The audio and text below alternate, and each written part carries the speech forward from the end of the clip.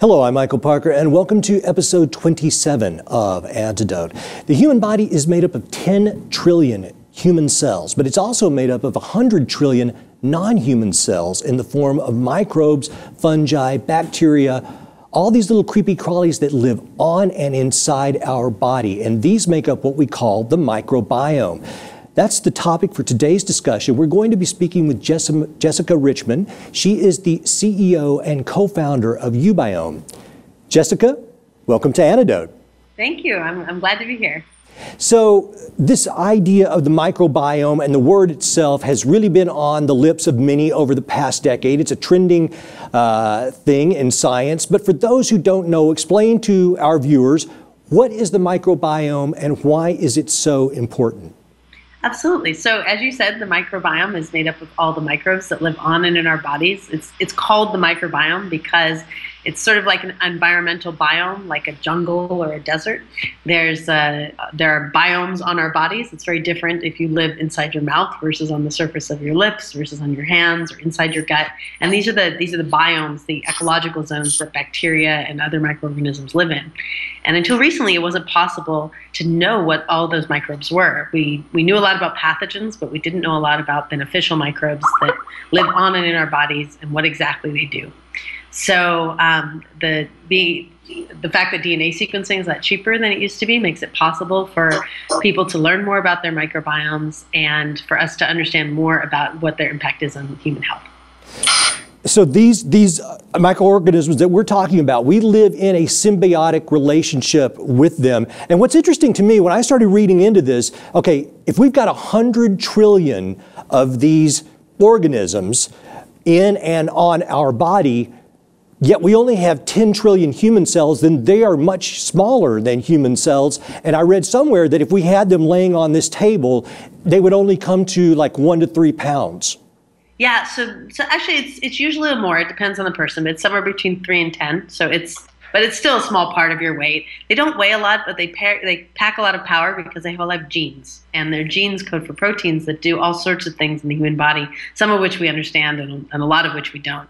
And what they do is they serve not only as sort of symbiotic organisms that can interact with our immune system and our metabolism and all sorts of things, but they can also signal interesting things about our health because if you think about it in terms of ecology, what organisms are living in a jungle or living in a desert say a lot about the desert. How dry is the desert? How diverse is the jungle? There's all the same sorts of metrics that you can use to look at ecology. You can use to look at these microecologies and start to learn more about human health. Well, because there's so many, if we're talking about 100 trillion different cells just within the human body, I guess my next question would be, is there a core group of these cells that we as humans generally share? And then is there a core group that we would share with all mammals? That's a really good question. So a lot of the original science around the human microbiome was trying to answer exactly that. They initially thought that all humans had the same health, all healthy humans would have the same microbiome. So the Human Microbiome Project, which was this NIH-funded 5-year huge initiative to understand the human microbiome, studied only 250 people because their hypothesis going in was that they were healthy people and that healthy people would all have the same microbiome. But that turns out to be totally not true. And healthy people have very different microbiomes based on what they eat, the water they drink, the ratio of carbohydrates to fats, the genetic factors, all sorts of things affect what's in your microbiome. There is sort of a core group of organisms that live in your mouth, let's say, that's different than what lives in your gut. If your mouth microbiome looks like a gut microbiome, there's something very seriously wrong. And some interesting microbiome. So it's not just the sites you might think of. So there's a study of belly button microbiomes, for example, where they found extremophiles. These are organisms that usually live in deserts, in ocean vents, like sort of in places you would not expect them. And extreme places, like belly buttons. So, sorry, I didn't. Extreme places like belly buttons. Extreme places like belly buttons. So there's definitely a core, to answer your question, there's definitely a core group that is sort of known to live in the healthy mouth, the healthy gut. But the range in terms of which ones are there, how much of them, in what proportions, varies dramatically. You mentioned the NIH, the National Institute of Health, and their Human Microbiome Project. So your work is based upon that, or you're working with them? I'm unclear here. I think it's safe to say everyone's work is based upon that. So after the success of the Human Genome Project, we now know how to sequence a genome and what's in the human genome. They launched the Human Microbiome Project in 2007, and the idea was to create an understanding of what's in the healthy human microbiome using the knowledge gained from the human genome. And so they did a tremendous amount of work. There was a lot of scientific focus put on that area, a lot of papers published, and it sort of launched this whole field. So we started our company 2 months after the project ended in 2012, and the idea was to sort of take the technology that they were using in the world's most elite research labs and bring it to the public so anyone could understand what was in their microbiome. And so we could really accelerate the pace of research by involving people in the process and having them learn, having them do experiments on themselves, people with all sorts of different health conditions, different types of healthy diets, just kind of amass this big data set and learn more about the microbiome and build on the work that they've done.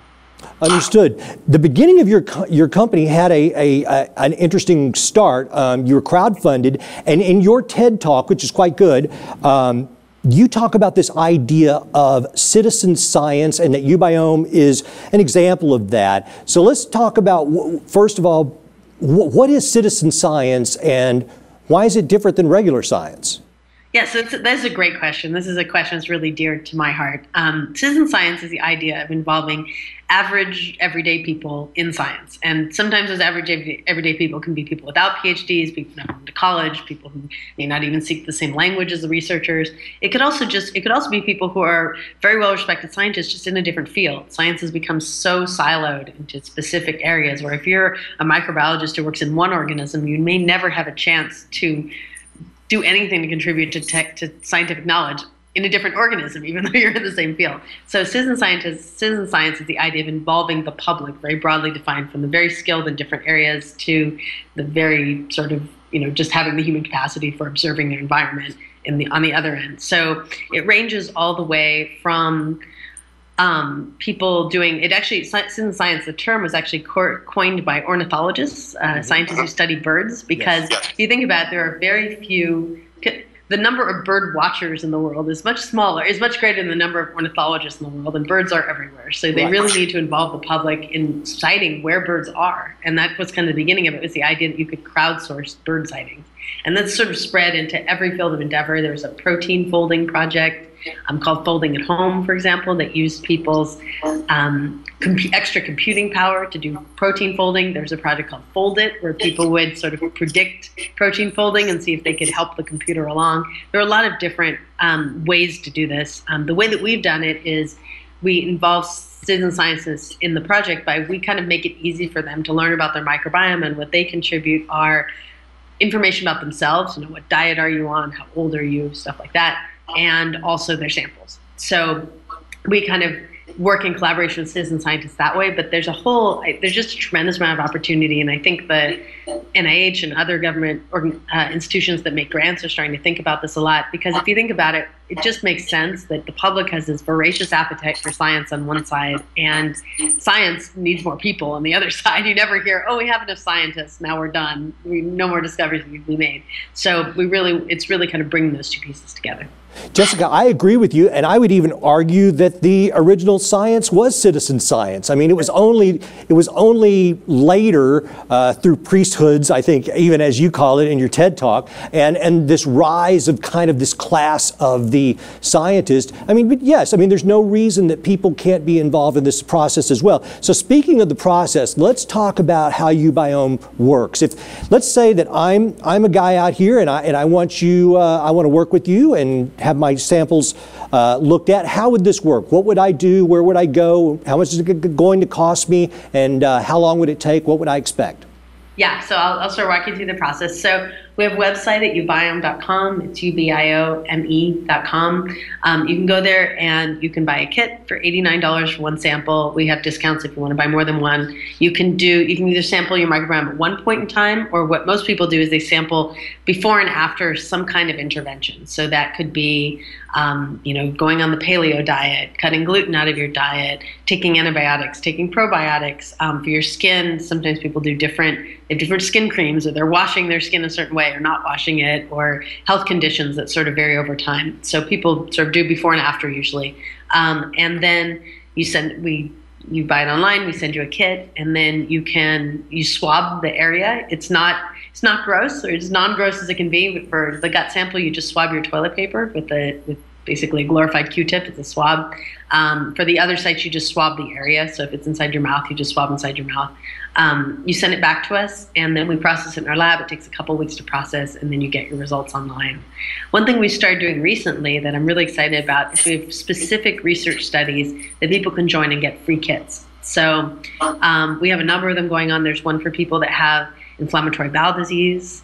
There's one for people who have eating disorders, because we found this is a really interesting connection. There's a researcher at University of North Carolina, Chapel Hill, who has some preliminary evidence that eating disorders may have a microbiome involvement. So if you currently are experiencing or previously had an eating disorder, you can join that research study. We have another one for people who have Clostridium difficile infections.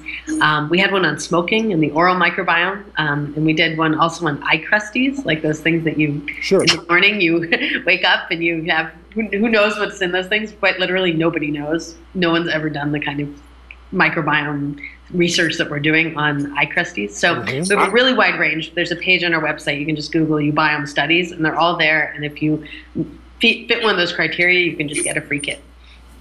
So some of these, I didn't see that part. This morning when I was doing some additional reading, I saw that there has just been, I think you guys started this in March, but you're also doing a study regarding especially dental type biomes, and I believe people could get free kits through that as well, I think. Exactly, yeah. So we were selling them, and we also have some free dental kits, and this is a slightly different kit physically. Instead of swabbing the inside of your mouth, you actually use an interdental brush, which is like a little plastic brush that you stick between your teeth, and that way you get the microbiome not just of the mouth generally, but of between the teeth, which is what you're interested in for looking at periodontal disease and at dental caries.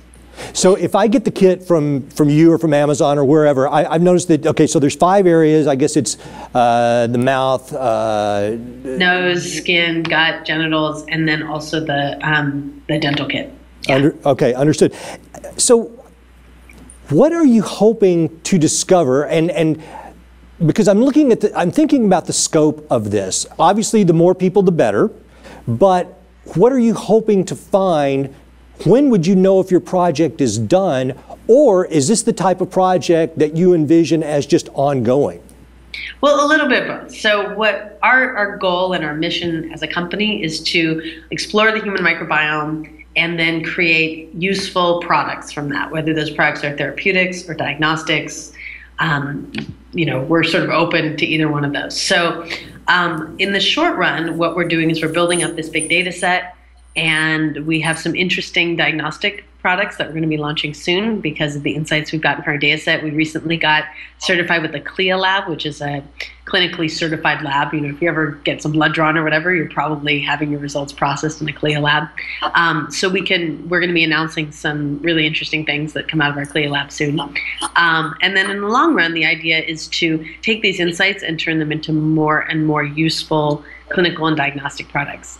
So this has become more useful than we thought. This would take years to develop this data set and then kind of see what comes out of it. We found some really interesting things we can launch very soon, probably toward the beginning of next year. And then after that, we just want to do this on a larger scale. There are so many health conditions related to the microbiome, from the obvious, like inflammatory bowel disease or irritable bowel syndrome, to the not so, or acne or psoriasis, things that are sort of very clearly involved, have microbiome involvement, to things like autism or gastric reflux, or just all sorts of things that you might not think were microbiome related. And we want to create useful diagnostics and therapeutics for those from the insights that we've gained.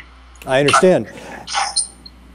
You guys have taken a little bit of criticism early on. The scientific establishment was not really feeling you guys completely. And so I guess one of the questions we would ask is, and I know you get this, so you're prepared for it, but if you're getting all this data from all of these people, you have this valuable resource. Now, how do you guarantee the privacy of all of these people's data that they've sent to you? And then how do you take that and share it with the scientific community in an anonymous fashion as well?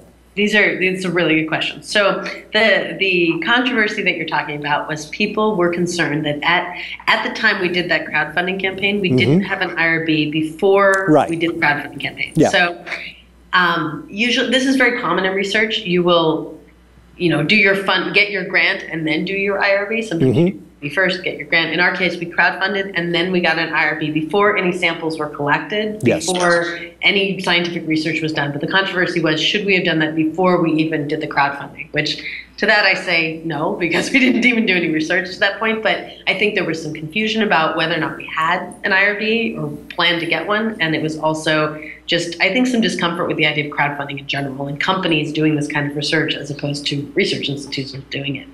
But we went through an IRB. So everyone signs a research consent. Their data is governed by the research protocol. And we do, so we're very careful with people's privacy. We keep their data in a data store that we, apply the highest standards of protection to. We only do research collaborations with people that have signed our data transfer agreement, which basically means they won't sell it, post it on the internet, do anything weird with it. So we definitely restrict access to that. On the other hand, there's sort of an absolute trade-off where you want the scientific community to have access to it. So the compromise that we've made is, if we know who you are and we know where you work and you sign our agreement and your institution agrees, then we can give you access to parts of the data set so you can use them only for research purposes. And I think that's a good compromise because there are other ways of doing this. Some people say, some scientists said, put it all on the internet, then anyone can use it. But then privacy activists will say, what are you doing? You're putting my microbiome data on the internet. No one knows what that's going to mean 30 years from now. Like, why are you doing this? So this is the balance that we struck. And if users don't want to consent to research, meaning they don't want their anonymized data to be shared, they can just say, I don't consent to research, and then you only get your own microbiome. You can't compare to other people's because it's sort of not fair that you see theirs and they can't see yours. So if you're part of the data set, you get to see how you compare to other people's. But if you just want the sequencing data because you're a researcher or you're a hacker and you want to play with it, you could definitely do that too. I get it, and it is a fine line because you can't really make it open source for just anyone to look at all of that. I don't think. People are terrified because you're posted their microbiome data on the internet, and I'm very sympathetic to that point of view also. Right. So this is the line that we're walking, where where basically it's very consent driven. So if you want to share your data, great. That's great for science. If you want to access the data, great. We need to know who you are and what you're going to do with it. All right, so speaking of the data, okay, so I've sent you my kit. I have waited, how long is this, you said it was a couple of weeks, the turnaround? To get the kit is a few days. No, I mean after I've swabbed myself and sent it to you. Yeah, exactly, yeah. It's a couple of weeks? Yep, couple of weeks. Okay, so now I get my, I believe you're going to send me an email and I can then access my information online. And what is it that I'm going to see? What am I going to learn? Yeah, so what you see is how your microbiome compares to yourself over time, how it compares to existing research, and how it compares to specific groups. So let's say you signed up for the smoking study, for example. You get your kit, you sample your mouth, you send it back, and we can show you how you compare to specific other users, whether they're currently smokers, how much they smoke. And what you can do with that is you can say, oh, this is interesting. My oral microbiome is like a very heavy smoker, even when I'm a very light smoker, let's say. So you can learn from that, sort of seeing how you changing your habits affects your microbiome. I think maybe an even better example is people who are changing their diet and they want to see something change in their microbiome. So let's say you're looking for certain microbiomes are more related to inflammation, and you're doing a Whole30 to cut out all sorts of dairy and gluten and all kinds of things like that. Then you can compare before and after and say, yes, that did look like it worked. My microbiome has changed, and my microbiome is less related to inflammation than it was before. And I know that because we have research, papers that we link people to that show how the microbiome, how their microbiome relates to specific research. I understand. Well, one thing about your research that's very exciting to me is it just seems like over the last couple of decades, the rise of autoimmune diseases, and especially those having to do with our digestive system, are on the rise. I suffer from it myself, and they really don't know if I have Crohn's or something else. So when you're doing the type of research that you do, to me, it's very interesting because clearly much of the immunological system and these microbiota or microorganisms, their meeting place is in the gut. So it seems like the gut is of utmost importance in this. Yeah, absolutely. It's really true. And there's a tremendous amount of research that links autoimmune disorders of various kinds, not just bowel-related ones, but rheumatoid arthritis and many others that links them, lupus, CFS, all sorts of things to the microbiome. And one of our goals is to come out with interesting, so that's sort of an early target for us, is to look at autoimmune disorders and see what we can do to create better diagnostics and hopefully better therapeutics. Because a lot of these, Crohn's is a great example, they're diagnosis by exclusion. They just try various stuff and see if it works, and if it works, then it's Crohn's disease. And there's really no really good way of figuring out what's going on. In the meantime, people are suffering a lot. So we really want to, that's a very important connection for us to explore. And then I'm also hearing that it may be related to autism. And previously you mentioned that it could be linked to eating disorders. So this is an interesting one. Like there's sort of a lot of connections. That was one that kind of came from outside. It was a researcher who studies that connection, and she said, "Can you help me get a patient population together?" We said yes, because we want to do more research and encourage more research. That was one where that wasn't a target of ours. Someone kind of came to us with that. And we're very glad that they did. Autism is a really interesting one. There are known connections between the microbiome and autism, known sort of gut symptoms related to autism. And there's a suspicion that those gut symptoms might be related in some reliable way that could perhaps do things like determine which type of have types of autism based on gut microbiomes, or maybe even try to get the cause of the thing that we call autism, which is probably many different disorders that have similar appearance from a symptomatic perspective, but might be very different. So there's a lot of interesting research there, and you can kind of divide this into two categories. There are health conditions where you know that you have them, and the question is what caused them and how do you treat them, and you sort of put autism in that category. And then there are other conditions like Crohn's disease where you're just trying to figure out exactly what you have and trying to use the microbiome to better target, to figure out what you have and what you don't have, because there are known treatments. It's just not known whether it works for you. Another thing that's interesting, forever we've talked about, you are what you eat, and certain foods are great at healing your body for certain things. So who knows, perhaps what you will discover is what we already seem to think, which is certain foods or probiotics help make your guts healthier, which in turn make you healthier. So in the case of autism or these autoimmune diseases, perhaps there is a way to repopulate the gut with the right kind of flora and fauna that we need through what we eat. There it is, and I think there's that community in particular. There are a lot of very well-educated parents, very affluent parents who have autistic children that are just, at their wits' end and trying to find anything. So we talked with a lot of user groups that just have, they just want to try a lot of different things and be able to measure it. The cool thing about uBiome is they can then say, okay, we're all trying this experiment together. Maybe it'll work, maybe it won't, but we're going to cut gluten out of our child's diet, or we're going to cut out sugar, or we're going to try various things, and you can kind of see how the microbiome changes. Otherwise, especially when it's not your own body, when it's your child's body, you're not sure what you'd notice. Maybe a behavior change, you're not really sure. So there's definitely people are using it to just sort of do health and wellness related interventions like dietary changes and see how it shows up in the microbiome as sort of an objective measure of what's going on. Are you doing any studies where you're looking at largely GMO type diets, or people who don't eat GMOs, to see if that has any effect in varying the microbiome? So it's interesting. So we kind of have this twofold strategy where, on the one hand, our entire product is our scientific study. So sure. We ask people a lot of questions, and a lot of free-form questions. Some of them around, just some of them are kind of random because you never know what the connection will be. And people, when I answer the question, we will collect the data and see what happens.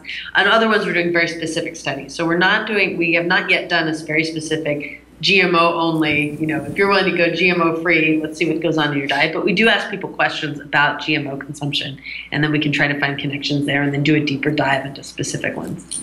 Understood. Well, let me ask you this, because we're going to wrap this thing up pretty quick, and I'm going to let you go. I know you're busy, but is there something that you can tell us?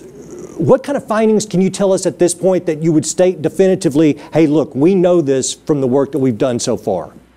So we have a lot of examples on our blog of people doing dietary interventions where there's a huge shift in their gut microbiome. So prebiotic fiber, for example, it's really interesting. There are people who take potato starch fiber, for example, to help them sleep better. And there's a huge shift in the microbiome that you can see when you eat a spoonful of potato starch at night. The next day, you can see this microbiome this bloom of bacteria in the microbiome. There's another diet that some people do where it's sort of a very ketogenic diet, so it's very high in fat, and you can see high in fat and low in carbohydrates and low in protein, and you can see a tremendous impact in the microbiomes there.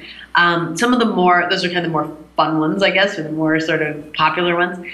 In the scientific realm, we're going to be releasing some very interesting diagnostics from our CLIA lab that we can't talk about yet, but they're stay tuned. You will learn more about them. And those, when something's more of on the level of a scientific discovery there, and you sort of patent it, you publish it, and you release it in a clinical fashion. A lot of health and wellness things we've discovered with relation to health and wellness are more for interventions that people do.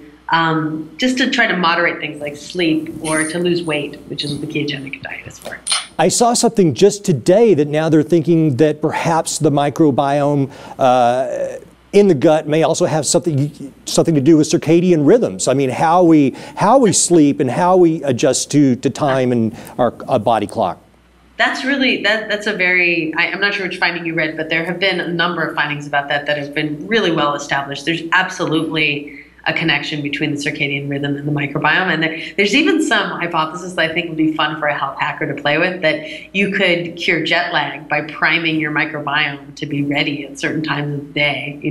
They're sure that fasting diet where they attempt that, but I bet there are more interesting ways you can intervene. There's a fasting diet where you don't eat while you're traveling and you start to eat according to the new schedule of the place you're going. I think there's a lot of interesting things that you could do, and then of course track your microbiome and see if they worked or not. Wow, that's really interesting. That's a big one for me because I fly around a lot, so I think a lot about jet lag, and it'd be fun to do some experiments and see what happens. Well, Jessica, we wish you and uBiome continued success. I hope you'll stay in touch with us. We're going to continue to follow you, and we will look forward to talking to you again. And thanks for coming on. Yeah, absolutely. Thank you for having me. This is great. All right, thank you.